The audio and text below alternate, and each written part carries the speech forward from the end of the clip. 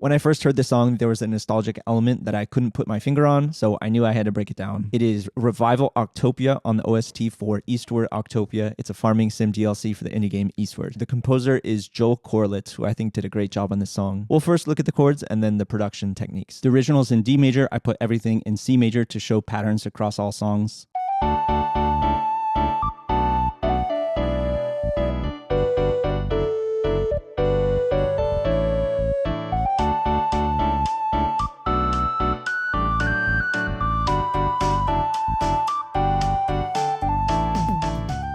Right from the start, we get 4 chords that really nail the nostalgic sound. We start on the 1 and then go to a G4 over B. It's got that longing feeling. You hear the rub between the B and C. If they were right next to each other, it would be a bit more harsh. Then it's A minor 7, and you're expecting the walk down to continue, maybe with the G sus4. Instead, it goes to a D dominant 7 over A, our first borrowed chord. In the middle of the chord, there's like a nice chromatic movement. It's a G, F sharp, F, where we end up resolving. Another thing we're seeing here is the inverted pedal. So a typical pedal tone is in the bass. It's when you play a bunch of different chords over the same bass note. One thing you can do is put that note on the top of the chord instead of the bottom. That's why we call it inverted. Technically, the one in this song is an internal pedal because it's not the highest note. If you look at the MIDI and the piano roll, it's pretty obvious it plays the C note through the entire progression. And on the top, it alternates between an E and a D. Here's the next line. We start with this chord F5 major 7. This has a very open sound compared to the major 7. Next is C2 over E. This one is just the notes C, D, E. I don't hear the 5 in this chord. And then it's back to the F chord and then a G sus4 that doesn't resolve.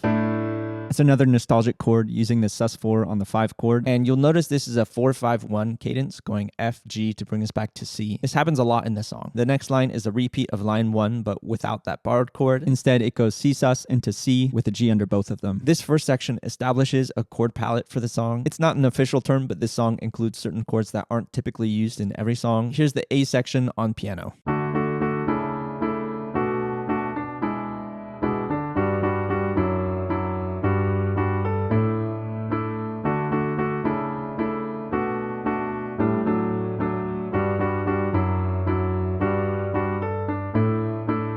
We then get a slight variation on the A section. We'll call it the A2 section. In lines 1 and 3, we replace C with an A minor chord. This is a very classic move. Make the progression different by swapping 1s for 6s. After that, we get something new. We'll call it the B section.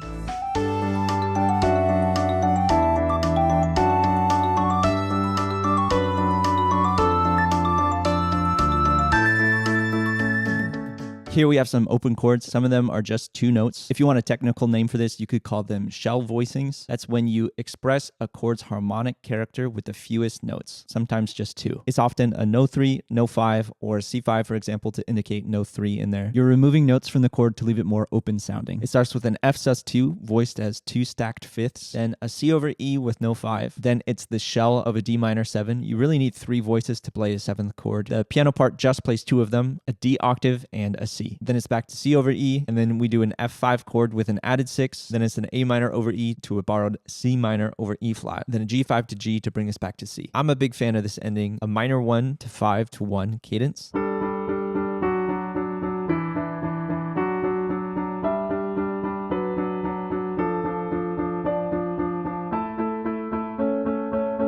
After that, it's back to another A section. This is our 3rd variation. The difference this time is we add in another big nostalgic chord, the flat 7.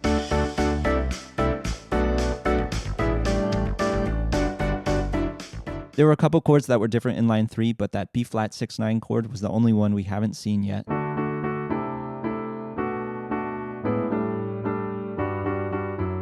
Right after that, we get something new, a C section. The chords are harder to hear in this one. They're in the ARP in the background. This section also uses the inverted pedal again. You'll see every chord has this C and G at the top.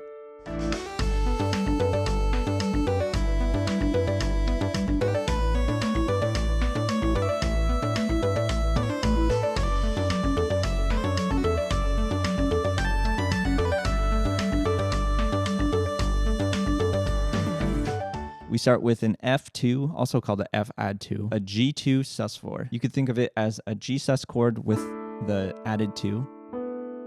Then we get maybe the most bittersweet chord yet. It's a C major 7 over E. At the beginning, I talked about the chromatic rub of the B and C on that G4 over B chord. We get the same rub here, but this time they're next to each other, so it's more noticeable. Last is the F sus2 with the same G and C over the top. This chord shows up a lot in this song. I feel like we can add F sus2 and F2 to the chord palette for the song as well. Not a lot of strong tension to bring us back to the 1, so on the last beat, a G chord is added in.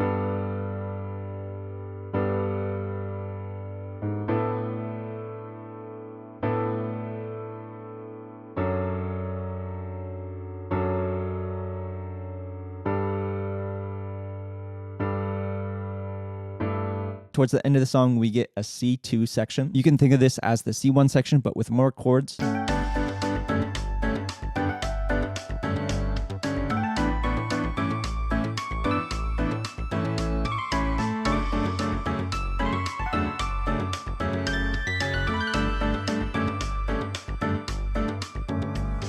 We bring back the pattern from the A section, but instead of CE to CD, it's just C to B. It gives a nice back and forth sound that I don't hear very often. It reminds me of that Coldplay song, Every Teardrop.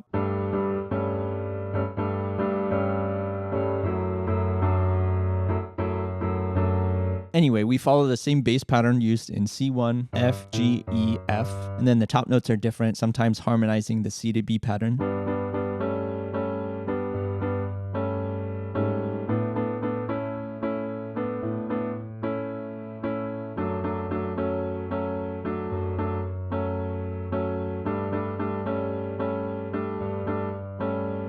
Here's what stood out to me about the production on the song. It starts with a low-tech sounding intro and end. To me, it sounds like an electric toy piano, and it goes to regular piano after 8 bars. The second thing is there's multiple melody instruments. I counted 4 of them. The first is this recorder or low whistle sound, a high flute layer, a video game sounding synth, a dreamy key sound,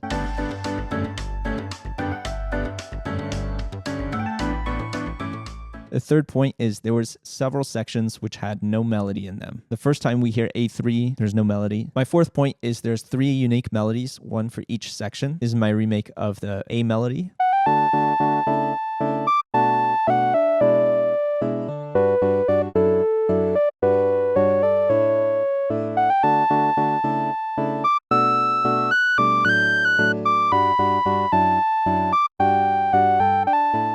B melody is completely different. It's a nice 5-bar phrase.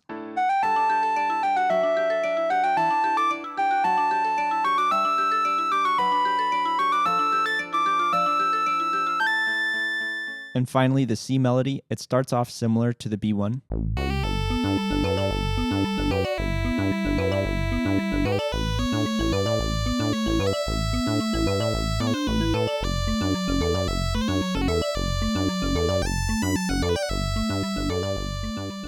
These melodies also had variations too. It happened a lot with this first melody. There were 4 variations to it. When I highlight both, you can see here that the second variation only differs by 1 note. Variation 3 differs a bit more, but you can see the rhythms stay the same. It's just reharmonizing the melody.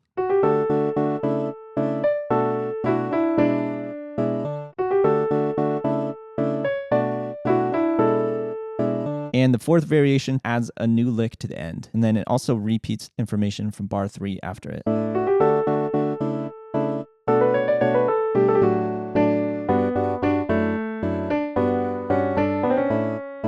There are certain melodies that use chromatic pickup notes.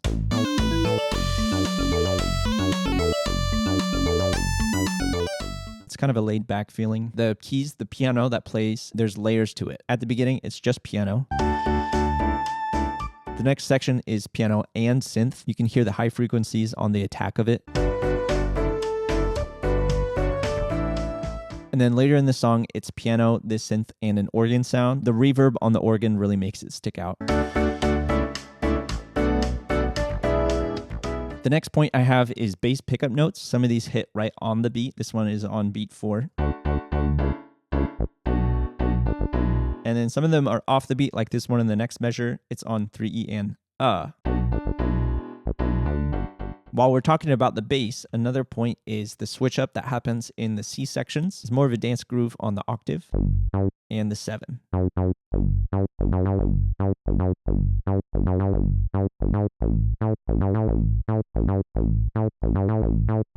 And my final point is there's a cross stick in the drums that carries out through the entire song. You can really hear it in this B section.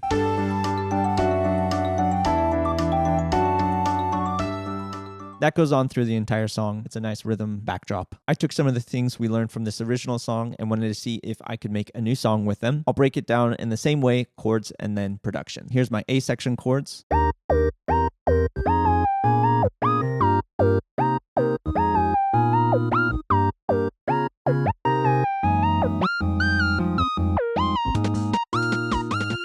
We start on the 1, then we set up a 2-5-1 cadence with a borrowed A dominant 7, the 5 chord in the key of D. Then it's the common pattern 3-6-2-5-1. Both G chords add in a flat 9 for a more dramatic sound. The second half of the progression also is built on a 3-6-2-5-1, but I changed it a bit. There's 2 chromatic approaches which give you that classic jazz bass sound.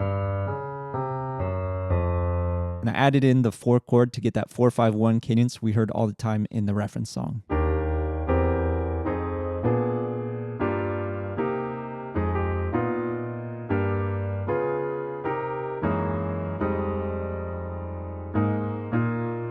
The next section is the A2 section.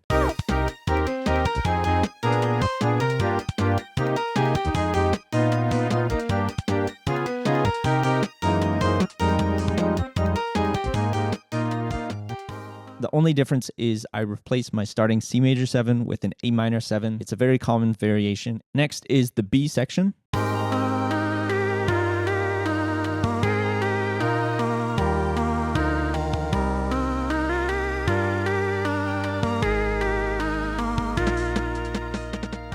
I start on the 4, the F major 9, and then go to a nice variation of the 1 chord, the C2 over E. Then it's a 4-5-1 cadence with a passing G over B chord to take us to the 6, then a regular E minor and another 4-5-1 cadence. This section uses the inverted pedal. It's a G on top. These chords have that open sound to them. I'll play it first and then show how it's done.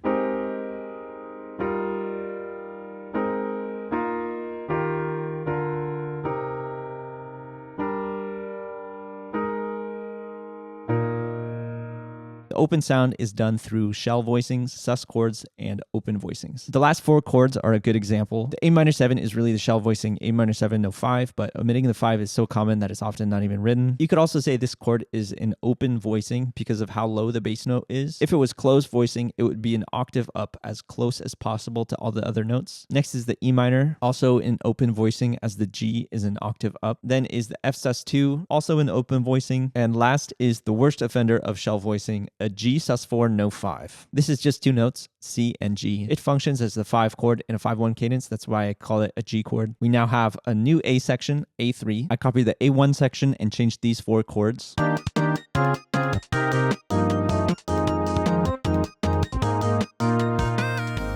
The reference song used a flat 7 walk down in its A3 section, so I wanted to use this idea as well. My original A section had a B flat 7 in there, so I changed it to a major 7. There's also an inverted pedal C on the last few chords. I did this on purpose because I really wanted to hammer that idea home. I want to do a chromatic walk down to the D minor 7, but still keep the inverted pedal C tone.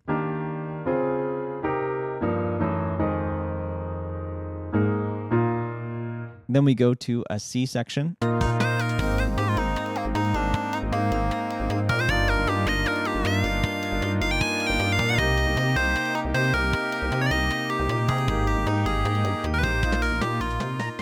Here we have another inverted pedal. This one's actually internal, so it's harder to catch. It's a G and a C. We start with an F2 and go to the C major 9 over E. Then it's an A minor 7 to the F major 7 sus2, our Frutiger Aero chord. That's a good video if you haven't seen it. Then after the F chord, it's a G sus4 to finish off our 4-5-1 cadence.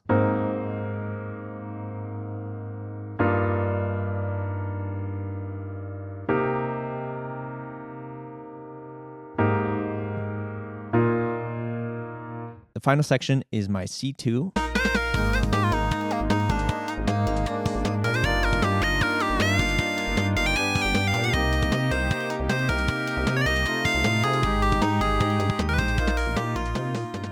wanted to take the C1 and add in passing chords for variation. We start with the F sus2 and add in a G7 over F. Then it's the same C major 9 over E, then an E chord going to an A minor 7, a 5-1 cadence in A harmonic minor. That goes to our D7 over A. Then it's a 4-5-1 cadence using the F5 major 7 and a G sus4. This section especially uses a lot of the chords from the chord palette of the original song.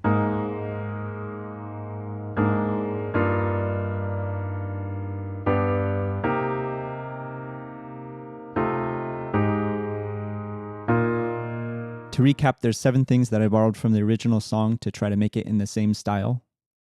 That's all the chords for this one. Let's talk some music production. The first thing you probably noticed is this song is a lot faster. The original was 112 and this is 155 BPM. Many of the things I pointed out in the other song, I also implemented in this one. This one organ sound only plays at the beginning and the end of the song. I'm using multiple melody instruments. I have 5 different ones.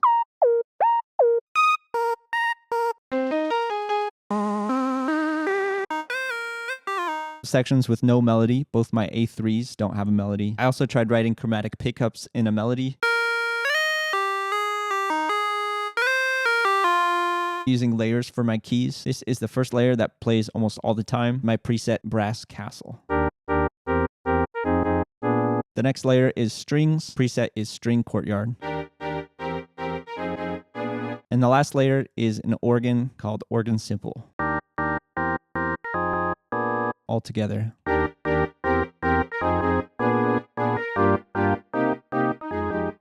The next thing I tried using was pickup notes in the bass.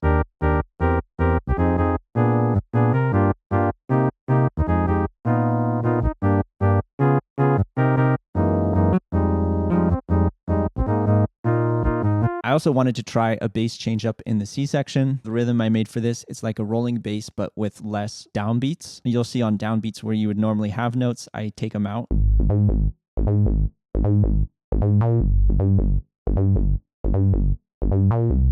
The final thing I tried using was that drum cross stick.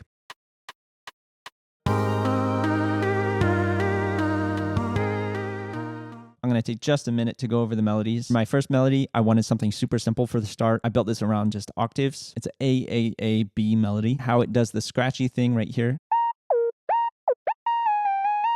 It's just a short top note with the portamento on something like 90. This is my preset Mellow 2 sine. For my second melody, I wanted it to start off the same way. It repeats the rhythm from the other one here, trying to emulate the melody variations that the reference song did. I would say the short notes are what gives this melody the most character.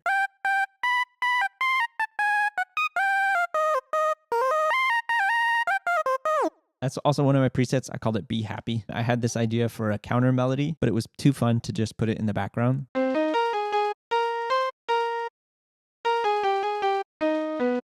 The melody in this just outlines the chords underneath it. My melody 4 is a contrast. This is mostly downbeats. I picked a lead sound that you really do have to use a simple melody with. It's my preset called Eerie. And finally, my fifth melody. This is a fun one. I believe it took the longest to write. We start off with a displaced duplicate line. This is the same rhythm and contour as this lower one. And then it's almost an arpeggio line going up. Then it's a very gradual line down. There's also a repeated rhythm in here. Bum, bum, bum, bum.